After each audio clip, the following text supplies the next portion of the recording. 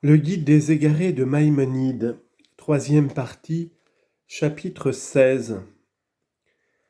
Les philosophes ont professé sur Dieu une très grande hérésie au sujet de la connaissance qu'il peut avoir de ce qui est en dehors de lui, et ils ont fait une chute dont ni eux ni ceux qui ont adopté leur opinion ne sauraient se relever. Je vais te faire entendre les doutes qui les ont jetés dans cette hérésie, ainsi que la doctrine que notre religion professe à cet égard, et ce que nous opposons aux opinions mauvaises et absurdes qu'ils professent au sujet de l'omniscience divine. Ce qui surtout les y a fait tomber, et ce qui les y a conduits tout d'abord, c'est le manque de bon ordre qu'on croit remarquer de prime abord dans les conditions des individus humains. Car, tandis que certains hommes vertueux ont une vie pleine de maux et de douleurs, il y a des hommes méchants qui mènent une vie heureuse et douce. Ils ont donc été amenés à poser le dilemme que tu vas entendre. Il faut nécessairement, disait-il, admettre de deux choses l'une. Ou bien que Dieu ne connaît rien de ces conditions individuelles et qu'il ne les perçoit pas, ou bien qu'il les perçoit et les connaît. C'est là un dilemme rigoureux.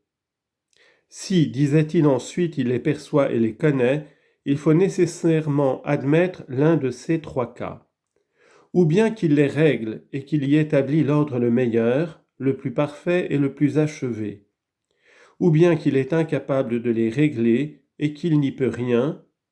Ou bien enfin que tout en les connaissant et en pouvant y introduire la règle et le bon ordre, il néglige cela, soit parce qu'il les dédaigne et les méprise, soit parce qu'il en est jaloux. C'est ainsi que nous trouvons tel d'entre les hommes qui est capable de faire du bien à un autre et qui connaît le besoin qu'a ce dernier de recevoir son bienfait. Mais cependant, par un mauvais caractère, par passion ou par jalousie, il lui envie ce bien et ne le lui fait pas. On est évidemment forcé d'admettre l'un de ces différents cas. En effet, tout homme qui connaît une certaine chose, ou bien a soin du régime de cette chose dont il a connaissance, ou bien la néglige, comme on néglige par exemple dans sa maison le régime des chats, ou des choses encore plus viles. Mais celui-là même qui se préoccupe d'une chose est quelquefois incapable de la gouverner, quand même il le voudrait. Après avoir énuméré ces différents cas, ils ont jugé péremptoirement que, sur les trois hypothèses admissibles à l'égard de celui qui a connaissance d'une chose, deux sont impossibles à l'égard de Dieu, à savoir d'admettre qu'il soit impuissant, ou que, tout puissant qu'il est, il ne se préoccupe pas des choses qu'il connaît, car ce serait là lui supposer le vice ou l'impuissance. Loin de lui l'un et l'autre. De tous les cas énumérés, il n'en reste donc que deux qui soient admissibles par rapport à Dieu. Ou bien il ne connaît absolument rien de ces conditions des hommes, ou bien il les connaît et il les règle de la meilleure manière. Mais puisque nous les trouvons sans ordre, sans règle et sans une suite rigoureuse, cela prouve qu'il ne les connaît en aucune façon. Voilà donc ce qui les a fait tomber tout d'abord dans cette grande hérésie.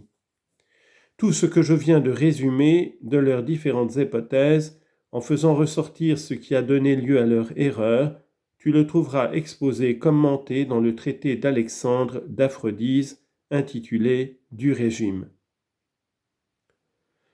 Tu seras étonné de voir comment ils sont tombés dans quelque chose de pire que ce qu'ils ont cherché à éviter, et comment ils ignoraient eux-mêmes une chose sur laquelle ils appelaient constamment notre attention et qu'ils prétendaient sans cesse nous expliquer.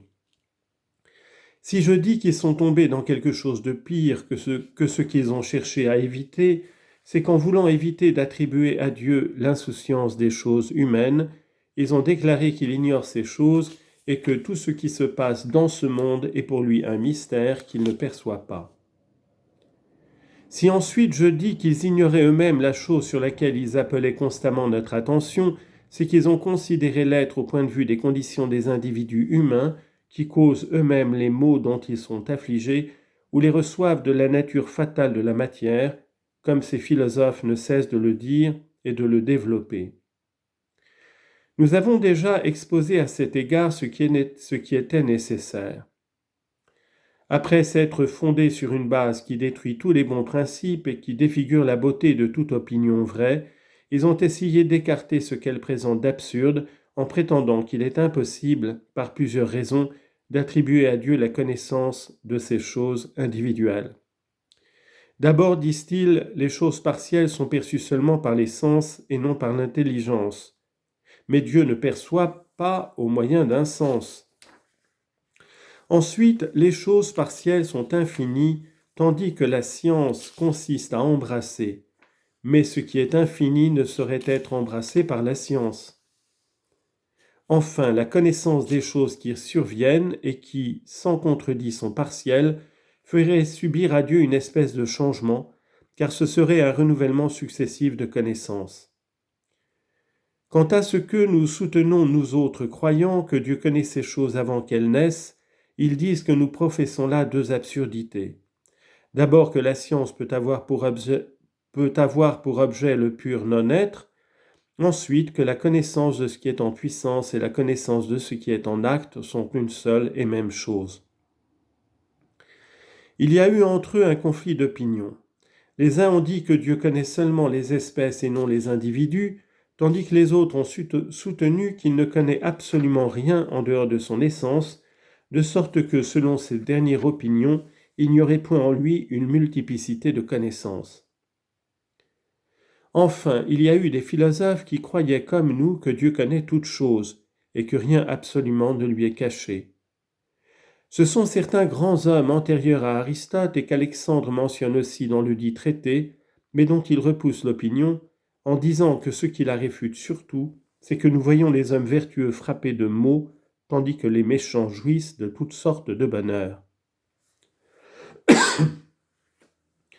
En somme, il est clair que tous les philosophes, s'ils avaient trouvé les conditions des individus humains tellement ordonnées que le vulgaire même y reconnut le bon ordre, se seraient gardés de se lancer dans toute cette spéculation et ne se seraient pas réfutés les uns les autres.